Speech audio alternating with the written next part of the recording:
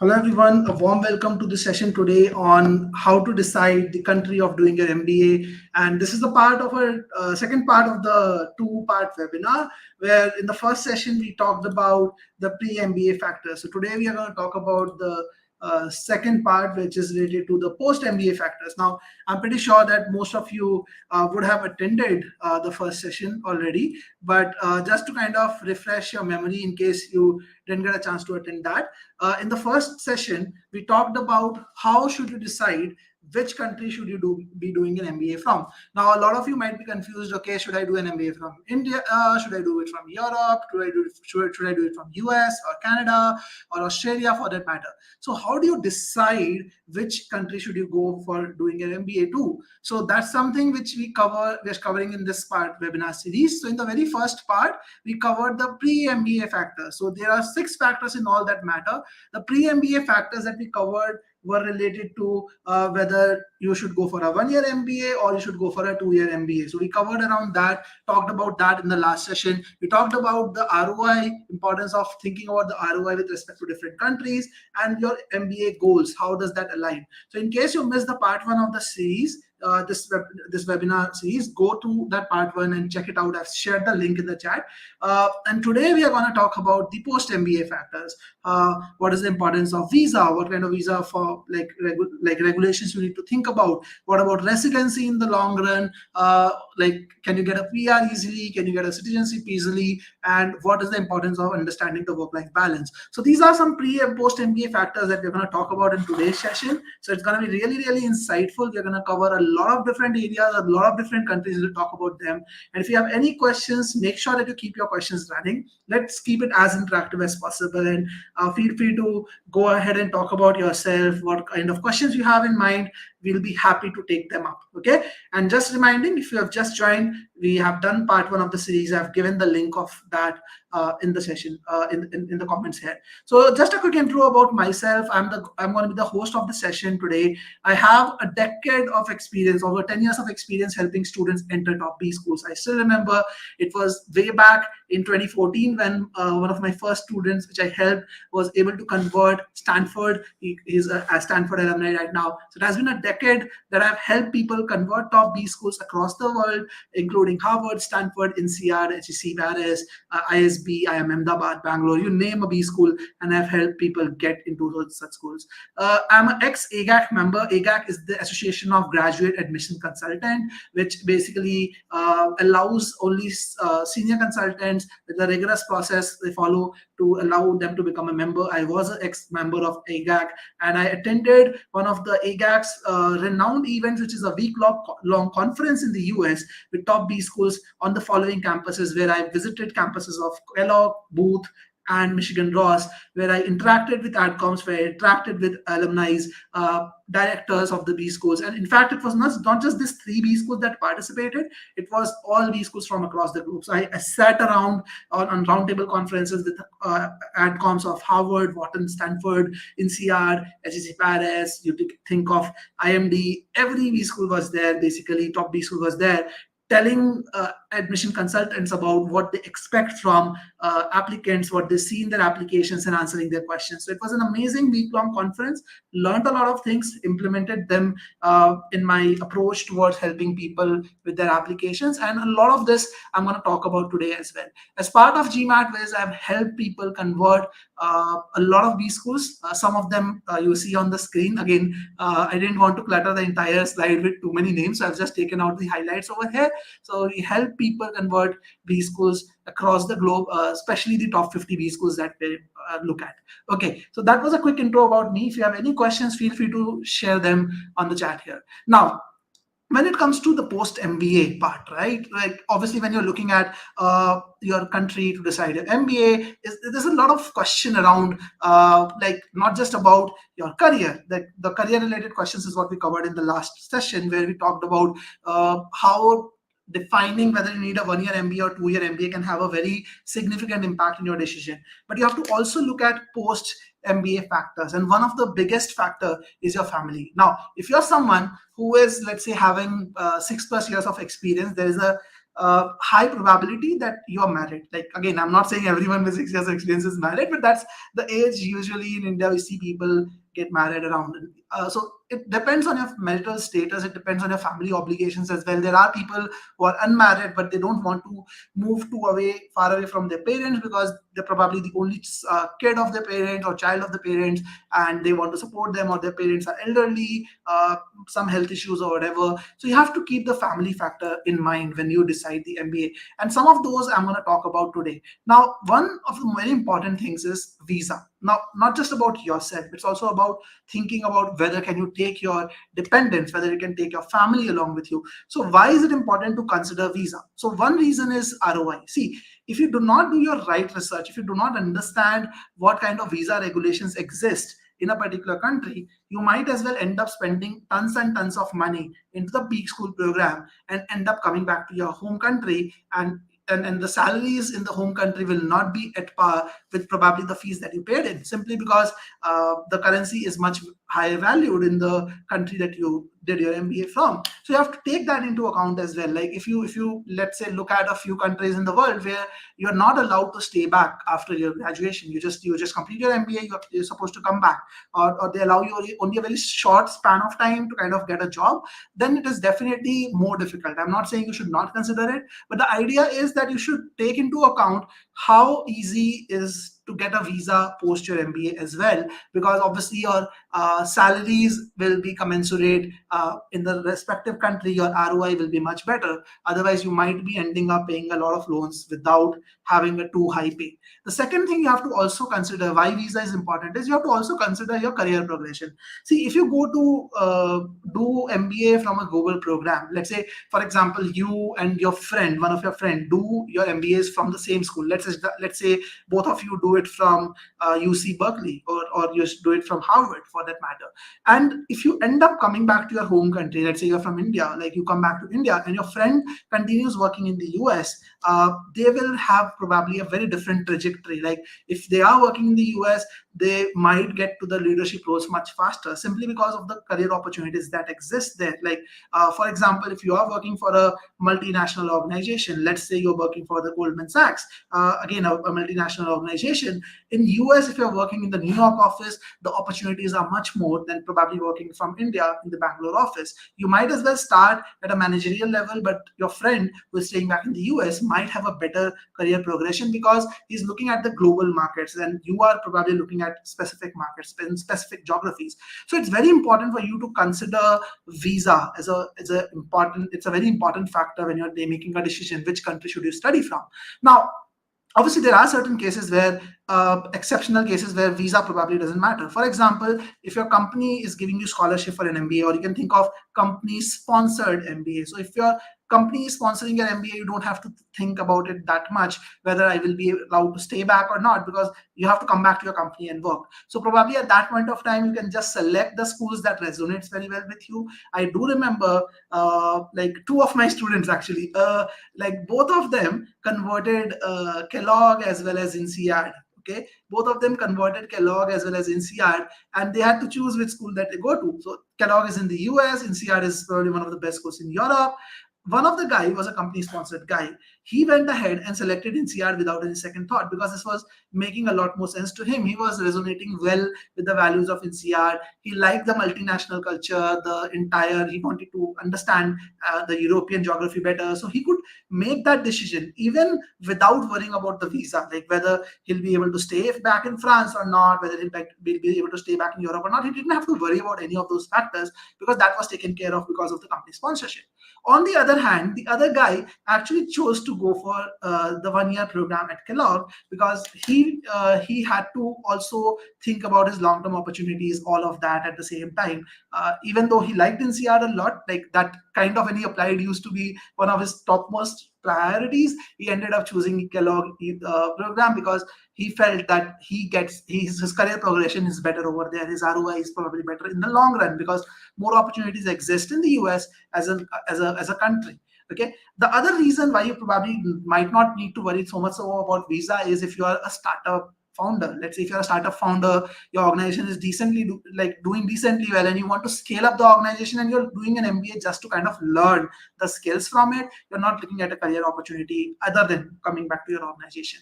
Similarly, if you're someone with lots of money, like again, don't take it in other ways, but there are people who have decent amount of money. They are looking at startup or entrepreneurial visa. They want to invest big into the relevant countries. They are looking at joining an MBA program as a route of starting up a venture in that country. So, for example, when we like 2 years back, I was thinking about doing a second MBA. So I've done my MBA from India, from one of the top 5 Indian schools, MDI Gurgaon. I was thinking of doing a second MBA from US to scale my organization in the US market. I wanted to kind of get into the startup route. I saw a lot of opportunity in the US. It didn't end up happening because of certain reasons. But at that point of time, my thought process was that I want to get into the US market, scale my startup up. So obviously for me, the most important thing was to kind of just get into the market. So the other factors were not that critical. Similarly, if you want to join your family-owned business, you don't need to worry about this factor. But for almost everyone else, majority of the people do not fall into these categories. Definitely, visa is a very important factor.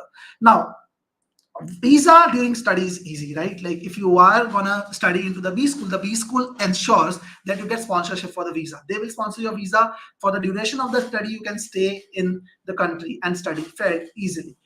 When it comes to extensions, that's where things get important. So when you are looking at the country, you have to look at how long do they allow you to extend your visa. So let's call study visa as residence visa, because when you have study visa with you, you're not allowed to work in most of the countries. So it's a residence visa. So in many countries, there are regulations. It's very highly geographically dependent. So for example, if you talk about like Germany, they allow you to stay back in Germany for up to 18 months, even after completing your graduation, to find a job. Because obviously you're moving from a different country to a different country. So you do not have the understanding of the local job market. You might take some time to kind of get employed. So there are different regulations of extensions of student visas or residence visas where you can stay back and seek a job. So if you look at Germany, it gives you around 18 months time period. If you look at France, they give you up to 2 years to get a job after doing your graduation, like if you're doing a master's basically.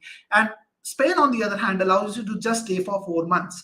UK long back used to allow only till 3 or 4 months. Now they have started giving time till 12 months or so. Now this is highly geographic dependent. So you need to take that into account also while deciding that, okay, in case I don't get a job during my graduation, how much time do I have and what are the opportunities available for me to extend my visa? That's something which you need to also take into account while deciding. Similarly, it is also course dependent. So let's say, for example, if you're doing let's say a course which is a 1 year or a 10-month program, you might not have that many extension opportunities overall. Let's say, for example, you're doing an executive MBA program versus a regular MBA program, your extension opportunities might be limited. Similarly, for MIM students, the opportunities might be limited. Many countries keep a condition that extensions will be provided only if the duration of the course is greater than certain number of months. So you have to take all of that into account. In fact, at GMATWhiz, when we recommend students as part of our service, when we help students apply to the B schools, we also help them select the right B schools. So when we help students apply to the right B schools, we also help them understand these factors, like to get them an idea of which college they should apply to. So we try to understand from them what their requirements are, what is that they're looking at in the long run, and based on that, we recommend certain schools to them. So make sure when you are doing your research, you're taking these factors into account. These are very, very important factors. And by the way, if you have any questions, feel free to ask me those questions in the chat. Happy to take them up as and when you have any specific questions. But in case you want to directly connect with me to understand how we can help you better with your application process, you can reach out to me using this link. I'll just share this link in the chat. It's also there in the description below, guys. So feel free to reach out to me if you have any specific question for me directly. Okay. Now, the second thing you have to think about is there are many schools which are actually sponsoring visas for entrepreneurs. Now, this is something which very few people are aware of. Like there are some B schools which have very focused startup programs. So generally, if you see, visas are either given by schools during your, so visas are sponsored by schools during your graduation, during your study process, or it is sponsored by companies or your employers when you get employed. But there are schools which can actually extend your visas if you are an entrepreneur. So for example, LBS London Business School every year has a quota of up to 40 students who they can sponsor if they actually apply for a startup visa. If they have a feasible startup plan and they start working on it, LBS is okay to sponsor those visa students, those students to stay back and work in London, in UK for that matter. Similarly, Imperial College of London also has a lab called Ideas Lab, where if you have a sandbox idea, you create a sandbox around it, you create a business plan around it, they are happy to sponsor you your visa around that time period. So a lot of these schools are actually sponsoring these like students if they are focused on creating their own startups and actually making an impact basically. Similarly, you should also take into account whether your spouse will be allowed to work in the country, whether you need to frequently travel to your home. So I remember one of my students, she applied to INSEAD like Singapore. One of the primary reasons was that she was in her family business, and obviously she had to travel a lot of times to, if she might need to travel a lot of times to kind of take care of certain things in her business, or maybe just meet with her family. So she was very conscious that she wants to go to Singapore, not Paris for that matter. So she chose the Singapore campus, and she also wanted to work in the long run in the APAC regions. All of that was aligning well. So take into account how far away is your B school or the country that you're going to from your hometown if you have to travel frequently. Okay. Now, it's very important for you to also understand the end-to-end visa, residency, and work permit stages. So when you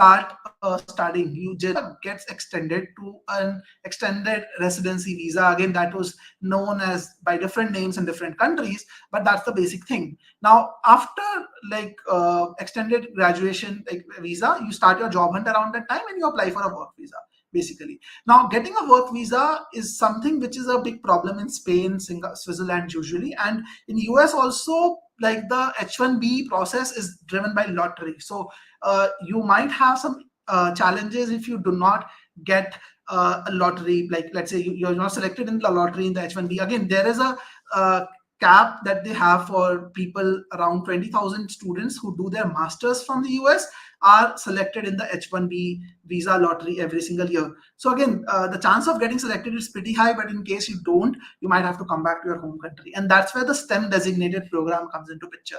Okay, can anyone tell me what is the STEM designated program? If you know, guys know, let me know what is the STEM designated program and what does it help. I'm definitely going to tell you about that. And obviously, after you work for a certain time, you can apply for permanent residency. Now, PR is something which is difficult in some countries, easy in some other countries. So we will definitely talk about that overall. Now, let's get to this basically in the next slide. Okay, so there are two categories of when you talk about your spousal or familial considerations, spouse considerations. There are two categories. I will break down the schools or countries in basically. So there are categories where schools, as your spouses can work with you being on the student visa basically. So you are basically the student, you have the student visa, and the spouse is on dependent visa. So in some countries, your spouses are allowed to work. Now, if your spouses are allowed to work, that also takes care of some of your burden. If you are taking a loan for your education, that actually allows you to kind of run your living expenses through the work that your spouse is doing. In some cases, you might as well be able to fund some of your education through it as well.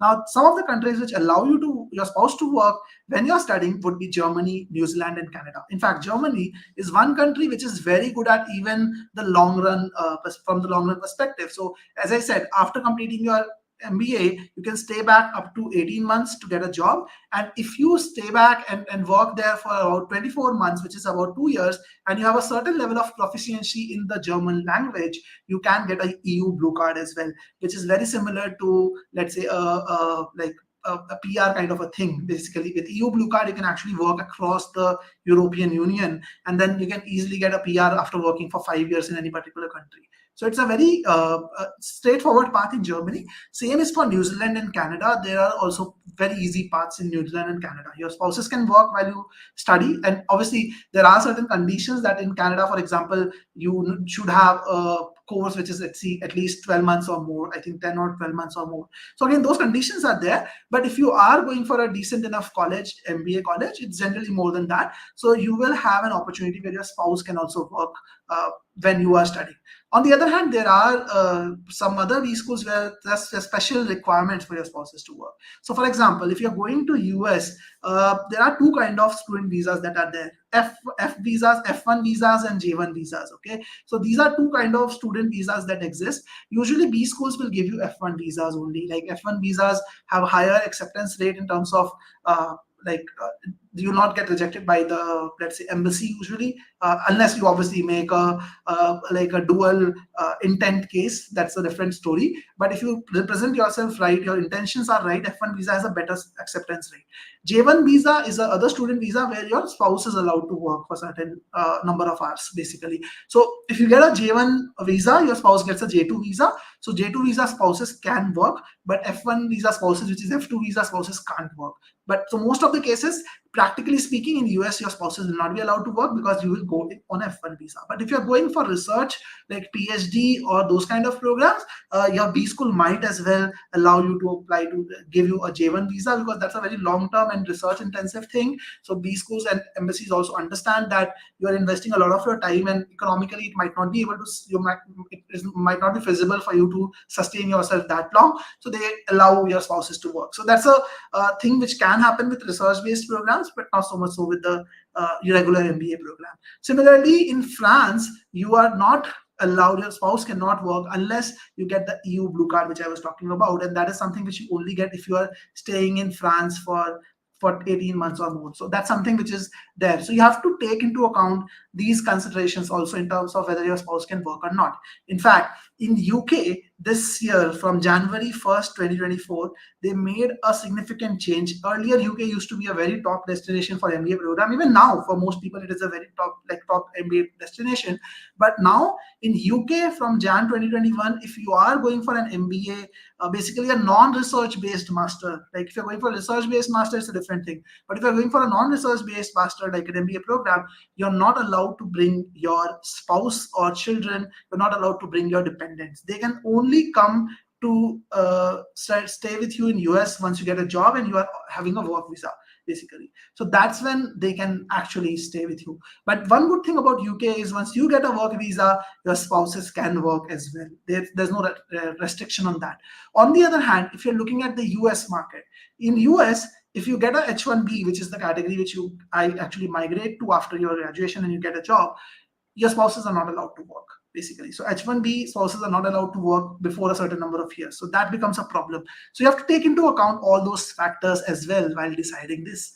Okay. Now, if you have spouses accompanying you, as I said, UK, you're not allowed to bring your spouses or your children, anyone family member with you when you're studying. It's not allowed anymore from Jan 1st, 2024.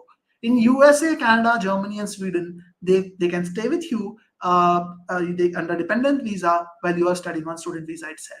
You have to also take into account the time zone and distances in case of emergencies, how much time it will take you to get back, whether you're reachable over a phone or call or not. So all those factors also become important. Now, residency, as I said, long-term residency, if you're talking about, you have to think around that also. Like, okay, I understand visa, that's one angle, but how open are you towards the language constraints? Now, European Union is generally very open towards visas. Like the regulations are pretty smooth. The path is very clear. They are open to welcoming you if you are adding value to the country, obviously, and the economy. But there are language constraints. If you are studying from a German B school, very likely that you will have to study German, because most of the jobs, if you are looking at consulting jobs, if you are looking at jobs in finance, you would need to deal with Germans, you would need to deal with locals. So it is important for you to actually integrate yourself with the culture and learn the language. On the other hand, if you are working in tech, possibly you might not need to know German that much. Obviously, learning it is something which is still beneficial, helpful, and recommended. But there are certain sectors in which you might still manage with not knowing the local language. But even then in that situation, you're still living in that country, so your children might need to learn that language. You need to be open to learning new languages. Your spouse need to learn that language. So it's important for you to look at the cultural alignment as well as the language constraints. Both are very, very critical factors, and that's one of the reasons why people prefer Canada a lot, learn UK a lot, and US a lot. You have to look at the PR constraints. In US, green card is a very difficult thing to achieve. it can take anywhere between 4 to 5 years simply to process it. Like H1 visas, H1B visas are allowed for a period of 6 years only, and after that you have to apply for a change of status. So most people go for that process. It takes around 4 5 years, anywhere between that much time to kind of get into the change of status process. And if you are an Indian student, to get a green card, your waiting time is upwards of 100 years right now. For even if you are from a less competitive country, you might have to wait for 7 to 10 years also. So green card in US is very difficult to get, and without that green card, there is a lot of uncertainty around how things occur. Now, millions of people are still living on H1B without worrying about it. So the country is very stable. It's not going to throw you out, but again, you will have to deal with that kind of a, let's say, like uncertainty around things. Basically, before buying a house, before buying anything big, you'll have to think about that, because you're not a PR or a permanent resident of the country.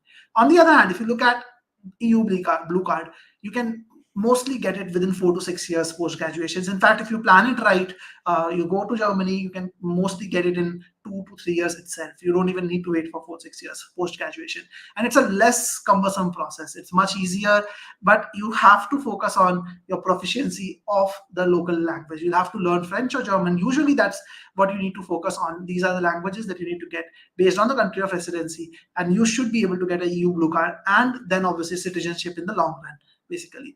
And Canada, basically, Australia, New Zealand are the most friendly PR countries. You have proper PR routes. There are proper processes in place. There's English speaking nations. Some good B schools are also there in these countries. So you can definitely look at those factors also, basically. Now, the next factor apart from visa and residency that you need to look at is work-life balance, because obviously every country is unique, every culture is unique. So work-life balance also becomes very different. So it's dependent on your work role as well as geography, both, basically. So let's say, for example, if you're working in finance, in the field which is private equity or investment banking, which a lot of people want to get into, irrespective of whether you are working in the US or Asia, you would have very intense work hours. You will not have a lot of work-life balance. But if you are in the finance field in US, you'll end up making a lot of money. Like, you are paid really, really well. The promotions are great. Even in Asia, the salaries are pretty good. Salaries are pretty high. Obviously, in US, it is slightly better in terms of progression. Also, you have more opportunities, but your work life is not very balanced. It's not a lot of life. Work is also life in a way, but you'll not have a lot of time for your personal life. You'll have very intensive work hours. On the other hand, if you are working in consulting, you'll have intense travel and long working hours also. Again, it will not be as crazy as probably IB or PE is gonna be, but it will be a lot of travel intensive. So that way it end up becoming long working hours. Now, I have worked as a consultant for a year before I switched to education full time.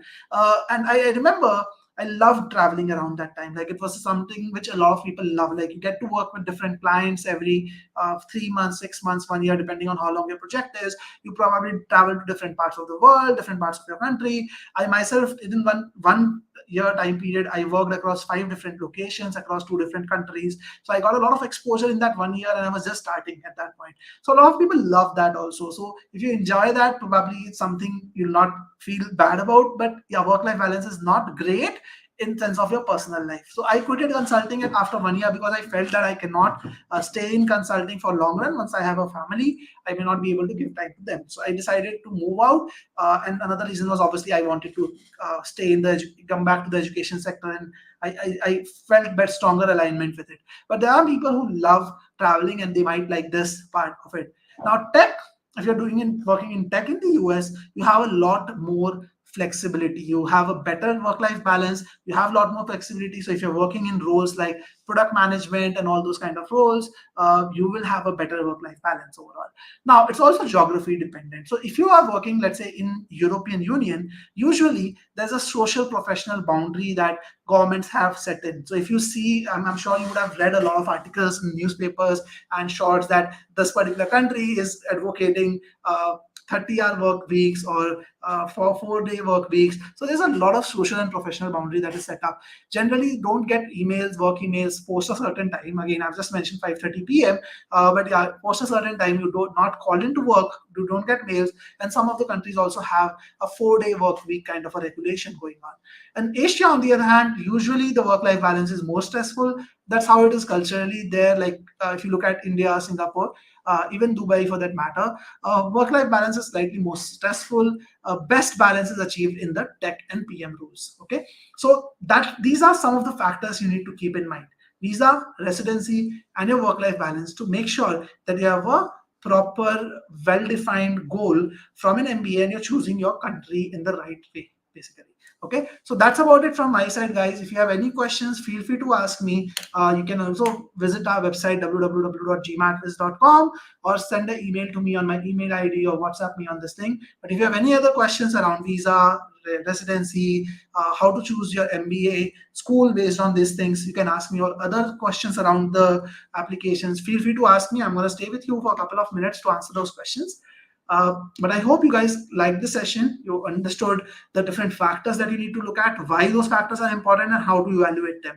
But if you have any questions, feel free to reach out to me. I've also given the link to schedule a call on my calendar, and use this link or reach out to me. If you have any questions, feel free to ask me. And we love to help students achieve their B school dreams. And we have amazing success stories that we bring to you every single week, every single month, about this, how the student and that student has achieved success.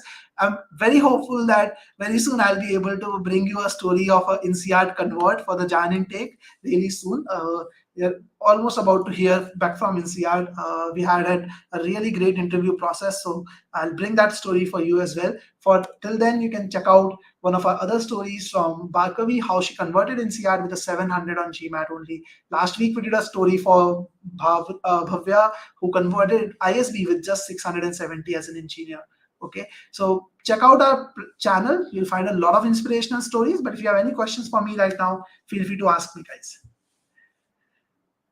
Okay, so I don't see any question till now. So I hope you guys enjoyed the session. And if you enjoyed it, do give it a like and thumbs up. And every Wednesday, we do these sessions on different topics for applications process. Next week also, we will bring up another topic for you, which is regarding how to choose the right Indian B schools, what the Indian B schools look at. So if you're looking at Indian B schools, then stay tuned with us for the next week, same time, same day, and we'll meet again, talk about Indian B schools in the next week's session. Okay, so see you guys in the next week's session. It was great having you guys today.